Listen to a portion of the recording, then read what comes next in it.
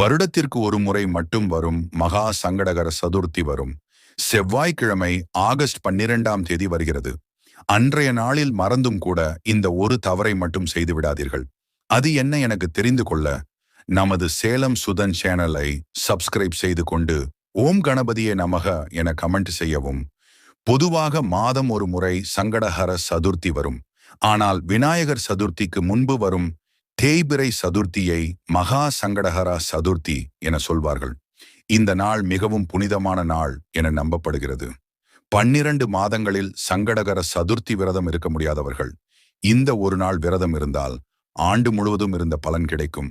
மகா சங்கடஹர சதுர்த்தி நாளில் காலை எழுந்து நீராடி மரத்தடியில் இருக்கும் விநாயகப் பெருமானை வணங்கி விரதத்தை தொடங்க வேண்டும்.